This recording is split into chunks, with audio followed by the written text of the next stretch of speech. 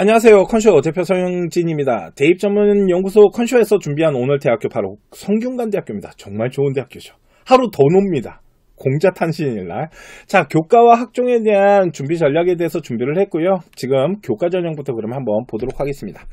자, 학생부 교과 전형인데요. 솔직히 100% 교과라고 볼 수는 없습니다. 자, 제가 그런 얘기하죠. 교과 전형이라고 하면은 제일 먼저 뭐부터 보라 그랬죠? 인원 제한이 있는지 없는지부터 보라 그랬잖아요. 그런데 인원 제한이 최대 15명이니까 솔직히 이 정도 인원이면 거의 다 받을 수 있다. 그러니까 그렇게 크게 신경을 안 써도 되지 않을까? 라는 부분이 좀 있습니다. 그리고 아래쪽에 보시면은 정량 평가하는 게 80%인데요. 요 앞에 보여주는 게 뭐냐면 진정한 교과 전형이다 라고 보시면 되고요. 요 뒤에 나와 있는 정성평가 20점이 있는데 20%가 있는데 이거는 학종에 대한 색깔이 좀 들어가 있다 라고 보시면 되고요. 저 안에는 세부 능력이 조금 중요하게 평가가 되고 있다 라는 건데요. 자, 그러면 어떻게 아이들을 보고 있냐면요. 일단은 정량 평가하는 데 있어서 공통 과목 같은 경우는 내신 등급에 대한 부분을 환산한다 라고 보시면 돼요. 그리고 일반 선택 과목 있잖아요. 저 진로 선택 과목 같은 경우는 그 학생의 원점수와 성취 비율 부분들을 다 계산을 합니다. 그래서 A 맞았다고 중요한 게 아니고 성취 비율이 좋은 A여야 돼요. 그런데 솔직히 성취 비율은 우리가 건드릴 수 없기 때문에 일단 원점수 잘 갖고 오면서 A를 받아오는 게 일단 중요하다. 그리고 이 정성평가라는 20인데 이게 보시면 학업의 수월성 10점, 충실성 10점 이렇게 나와 있는데 이게 어떤 거냐면 세부 능력 라인 안에 일단은 우리 아이가 가고자 하는 어떠한 이런 관심이 있어 하는 어떠한 학문적인 부분들, 전공에 대한 어떤 학업들, 이런 것들에 대한 부분과 세부 능력에서 어떤 활동을 했는지, 그리고 전문 교과를 얼마나 선택해서 구성했는지 뭐 이런 것들에 대한 점수예요. 그런데 요번에 설명회를 봤더니 이런 얘기를 하더라고요. 저 정성평가 20% 생각보다 반영률이 세지 않은 것 같다라고 얘기해요. 그건 좀 이따가 얘기할게요. 자, 또 하나 보고자 하는 거는 최저입니다. 최저 라인이 걸려 있는데 세계 등급 합 7입니다. 약한 거 아니죠. 생각보다 세게 걸려 있는 거고요. 특히 글로벌 식구들이랑 IT 쪽의 소프트웨어 같은 경우 요 라인은 세계 합 6이니까 둘둘둘 나와야 된다라고 봐야 돼요. 그러니까 생각보다 최저도 이제 조금 세게 걸려 있는 모습이다라고 보시면 돼요. 최저가 3개 라인으로 걸렸기 때문에 조금 뒤로 빠지는 데이터가 형성될 수 있고요. 또 하나는 성균관대학교 같은 경우는 연고대 라인에서 내려오는 아이들이다 보니까 충원율에 대한 부분이 뒤로 빠지는데 그 부분을 좀 봐야 되는 게 있는데 지금부터 한번 함께 보면서 분석해 보도록 하겠습니다. 자, 보시면은 이게 이번 2024 입결에 대한 부분이 발표가 난 건데 보시면 50컷이랑 70컷에 대한 부분이고요. 성균관대학교가 매년 하나가 빵꾸가 나는데 요번 년은 어디가 빵꾸가 났냐면 심리학과가 빵꾸 났습니다. 그래서 심리학과 지금 70컷 보면 2.63이잖아요. 아니에요. 3등급까지 빠졌어요. 제가 알기로. 작년에는 4등급 빠지는 학과도 있었는데 요번엔 3등급까지만 빠졌거든요. 그런데 이거는 진짜 그냥 무너진 거예요.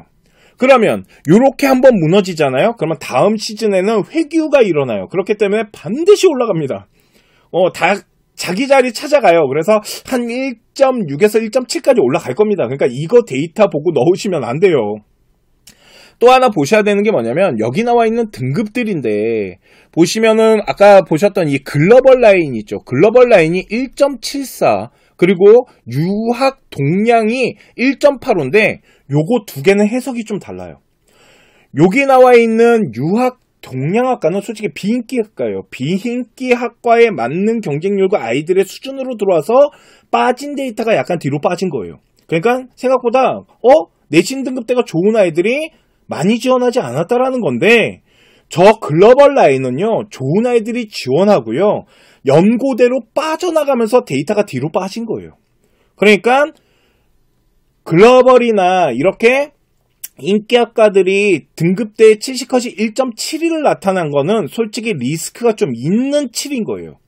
그러니까 다음 시즌에도 저렇게 되지 않을까라고 생각하시면 안 된다라는 거죠. 대신 비교과 같은 이런 좀 비교과가 아닌 비인기학과 같은 이런 동양이나 아니면은 철학 그리고 한문교육 이런 데는 솔직히 이번 시즌의 입결을 가지고 어느 정도 기준을 갖고 다시 한번 도전해보는 것도 방법이기는 해요.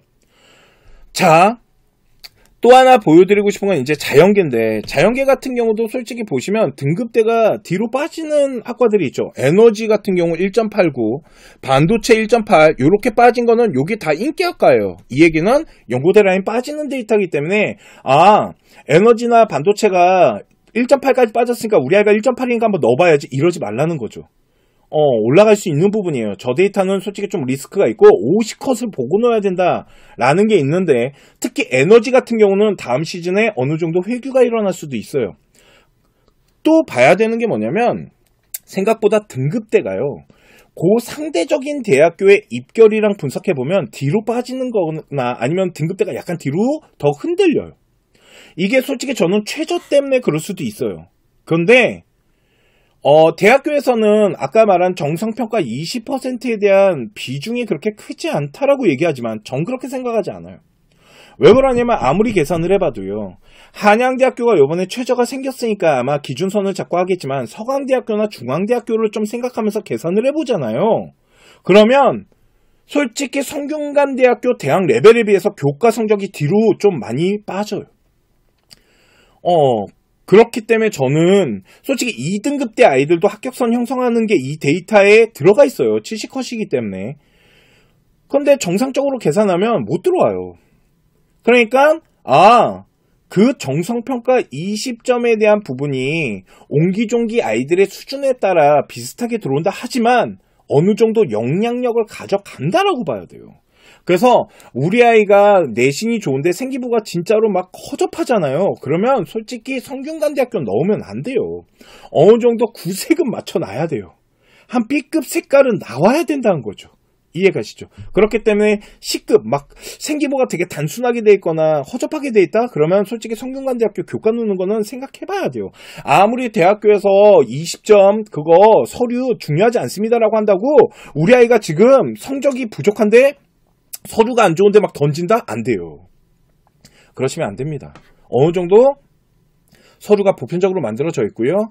그걸 가지고 기준선을 가지고 하는데, 제가 생각했을 때 성균관대학교 교과는 한 1.5등급에서 한 1.7등급 사이 요 정도 되면 한번 계산기를 두들겨 볼 필요는 있다라고 보시면 되고요. 또 하나 보여드리고 싶은 학과가 어디냐면 수학교육과예요. 되게 높죠. 1.32, 1.44 이렇게 되면 약간 뒤로 더 빠진다. 다음 시즌에. 이런 데가 잘하면 무너질 수도 있다는 거죠. 하여간. 그러니까 이런 식으로 하는데 반드시 무너진다고는 얘기 안 했어요. 그러니까 입결에 대한 부분을 이런 식으로 좀 분석을 할 수 있다. 그리고 저는 정성평가 20점 생각보다 조금 챙겨서 넣어야지 그냥 대학교에서 말하거나 지금 뭐 전문가들도 다 그렇게 말하더라고요. 근데 전 진짜 그렇게 생각하지 않습니다. 어느 정도 구색은 맞춰놓고 지원하셔야 된다라고 보시면 될 것 같고요. 자, 요번에 봐야 되는 거는 이제 융합형 전형과 탐구 전형인데, 저 융합형이 이제 이름이 바뀌었는데요. 뭐였냐면 계열이에요. 계열 전형이었는데, 뭐 자연계열이나 공과계열 이렇게 뽑는 라인인데, 여기는 학생부 100으로 뽑아요. 그러니까 뭐 교과에 대한 어떤 등급에 대한 부분만 보는 게 아니고 원점수나 편차나 평균 이런 것들, 그래서 서류를 전체적으로 다 뭐 하는 거냐면 정성평가를 한다라고 보시면 될 것 같고요. 아래쪽에 나와 있는 탐구형 같은 경우도 똑같아요. 정성평가를 통해서 학생부를 100%로 보는데 일부 학과들이 뭐가 들어가냐면 면접이라는 게 들어갑니다. 근데 저 면접의 비중이 생각보다 되게 커요. 저희가 합격한 아이들의 데이터를 분석해 보잖아요. 그러면 면접이라는 걸 통해서 등급에 대한 그 간격이 좀 뒤집어져요. 그 정도로 면접에 대한 부분이 생각보다 반영되는 게 좀 크다. 그래서 비율은 30이라고 하지만 제가 생각했을 때 거의 50에 가까울 정도로 면접에 대한 비중이 있으니까 그 부분들을 조금 잘 구성을 해야 된다라고 보시면 되고요. 그러면 저 학생부 서류는 도대체 어떻게 분석을 할까요? 자, 2023년에는 학업에 대한 부분이 50%가 들어갔어요. 그러니까 일단 공부 잘하는 애들을 반 이상 공부 쪽에 대한 부분들을 좀 많이 봤다. 그리고 개인 역량이라는 게 이제 저게 뭐 발전성과 전공 적합성 이런 부분이에요. 그래서 저 개인 역량은 솔직히 이제 전공에 대한 부분이 좀 있었고요. 그 다음에 이제 잠재 역량인데 이 개인 역량이라는 부분이 없어졌습니다. 개인 역량이라는 게 없어지고요. 학업에 대한 부분도 퍼센테이지를 조금 낮췄어요. 그래서 학업 역량은 한 40% 정도 낮췄고요. 그 옆에 이제 탐구 역량이라는 부분을 좀 높였는데 저 탐구 역량이라는 거는 이제 성균관대학교가 이제 전공 적합성에 대한 부분을 좀 빼고 계산하겠다라는 부분이에요. 그래서 뭐 경희대학교나 아니면은 건국대학교, 동국대학교처럼 전공에 대해서 좀 보던 학교였는데 그 부분을 빼고 이제는 전공 적합성에 대한 부분보다는 학생의 어떤 관심사나 이런 부분들을 가지고 선발을 하기 때문에 전공에 맞지 않더라도 한번 지원해봐 라고 일단 얘기는 하는 거예요. 자, 또 하나 잠재 역량이라는 거는 우리 아이가 뭐 생활기록부 안에 어떤 연구를 하는 데 있어서 좀 발전되는 모습들에 대한 어떤 스토리적인 부분들 이런 것들 그리고 인성에 대한 부분들 이런 부분들이 잠재 역량 안에 포함이 되는데 솔직히 잠재 역량에 대한 비중도 있지만 제가 생각했을 때 가장 중요한 건 학업에 대한 성적과 그리고 탐구 역량에 대한 부분이에요.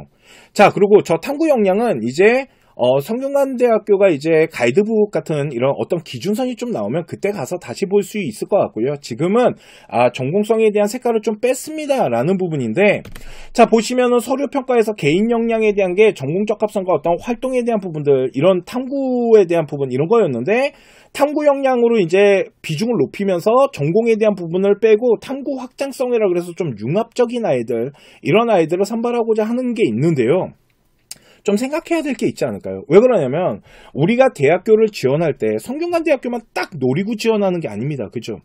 그렇기 때문에 전공 적합성이라는 걸 살려가야 되는 이런 학교들도 있잖아요. 그렇기 때문에 가능하면은 계열 정도는 좀 맞춰서 가는 게 좋다라고 보시면 되고 또 하나 요번에 성균관대학교에서 발표한 그래프 데이터를 봤더니 전공학업에 대한 부분은 생각보다 그렇게 크게 반영하진 않았다는 생각은 들어요. 그런데 저는 솔직히 전공학업에 대한 부분들도 잘 따져서 그냥 계산해서 잘 넣었으면 좋겠어요. 그런데 만일 전공학업에 대한 부분이 우리 아이가 만일 공대를 가고자 하는데 물리를 안 했어. 그랬을 때 다른 학교보다는 성균관대학교를 지원했을 때는 전공학업에 대한 부분이 그 직접적인 영향력이 좀 약하게 들어가기 때문에 한번 해볼 만은 할 수 있다라는 거죠.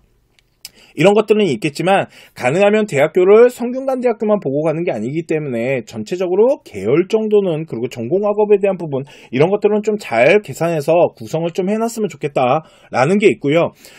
그래서 일단은 대학교를 지원할 때 가능하면 계열로 넣었으면 좋겠는데 이런 건 있겠죠. 예를 들어서 나는 성균관대학교로 가야겠어. 그래서 비인기과를 살려가기 위해서 내가 전공을 다 뿌개고 가겠다. 이거는 성균관대학교 지원했을 때 좀 좋은 방법이 될 수 있다. 이번 시즌부터는 이런 게 있고요. 융합형이랑 탐구형은 솔직히 아이들을 선발하는 데 있어서 등급대가 조금 차이는 나지만 저희가 저거 두 개를 좀 묶어가지고 어느 정도 등급대 아이들이 지원했는지 그리고 합격선을 형성했는지 그 부분에 대해서 한번 계산을 해봤는데요. 일반고 아이들 같은 경우는 한 1.6에서 1.9등급대 아이들이면은 지원이 가능한데 저 1.9라는 저 수치는 조금 비인기과들 이런 부분들이 있고 좀 뭐 동양이나 뭐 이런 한문교육 같은 경우는 한 2등급 때도 한번 해볼 만은 해요. 2등급 때 개초반이라면. 그렇기 때문에 일반 고등학교 같은 경우는 1등급 때 한 중후반 정도 되는 아이들이 지원했을 때 학업에 대한 등급 점수는 그렇게 크게 밀리지는 않는다. 한번 해볼 만하다라고 보시면 될 것 같고요.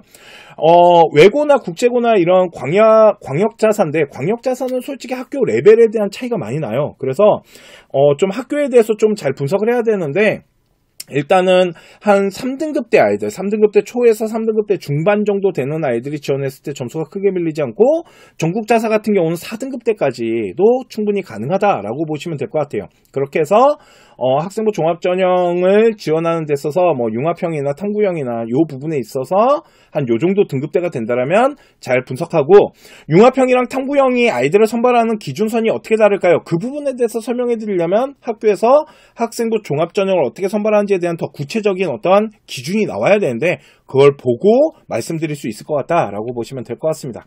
자, 마지막으로 봐야 되는 건 과학인재 전형입니다. 과학인재 전형 딱 봐도 과학자 딱 들어가는 거 보이시고요. 자, 저희 컨쇼에서는 현재 컨쇼 오픈 채팅방을 운영하고 있습니다. 그래서 지금 라이브에서 질문하듯이 오픈 채팅방에서도 물어보시면 제가 진짜 하나하나 다 답변을 달아드리고 있고, 혹시나 저희가 가지고 있지 않는 데이터가 있다면 조사를 해설해도 달아드리고 있습니다.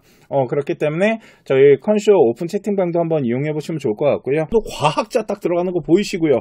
또 하나는 서류를 보는 데 있어서 뭐도 같이 들어가냐면 면접이라는 부분들이 들어간다라고 보시면 됩니다.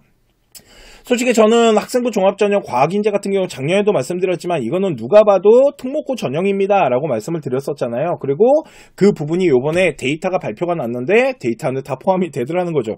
과학인재 전형의 과학고나 영재학교 아이들이 등록자가 80%가 넘었다는 겁니다. 10명 중에 8명이 과학고 아이들인 거고, 그러면 2명이 일반고네요? 아닙니다. 이 안에 지금 전국자사 빠져 있는 거예요. 그쵸? 그렇기 때문에 제가 봤을 때는 거의 그냥 특목고 밭이다라고 보시면 될 것 같고, 일반고 아이들이 뚫고 들어가는 건 생각보다 쉽지 않아 보여요. 그래서 가능하면 학생부 종합전형 과학인재 같은 경우는 전국자사나 과학고 아이들, 영재학교 요 라인 안에서 조금 구성을 해서 가면 좋고, 일반 전형 같은 경우는 학교 이제 교과로 좀 많이 선발이 되고 있고, 그 다음에 학생부 종합전형 같은 경우 라인으로 등급대가 형성되었다면 그쪽으로 가는 것이 편하잖아요. 굳이 들어오지 말라는 길에 우리가 들어갈 필요는 없잖아요. 제가 고려대학교 방송할 때도 항상 말씀드리죠. 일반고인데 굳이 계열적 합성으로 가려고 하지 말라고. 그렇기 때문에 이런 부분들이 있다 보니까 잘 계산을 하는데 특목고 밭인 것 같아요. 그러니까 이쪽은 특목고 학생들이 조금 잘 구성해서 지원하면 되지 않을까라고 보시면 될 것 같습니다. 자, 오늘 제가 준비한 성균관대학교 교과전형과 학생부 종합전형 지원에 대한 방향성과 전략에 대해서 설명을 해드렸고요. 잠시만 기다려주시면 오늘 1대1 상담 또 해드리도록 하겠습니다. 지금까지 합격을 하는 DNA 서영진이었습니다. 감사합니다.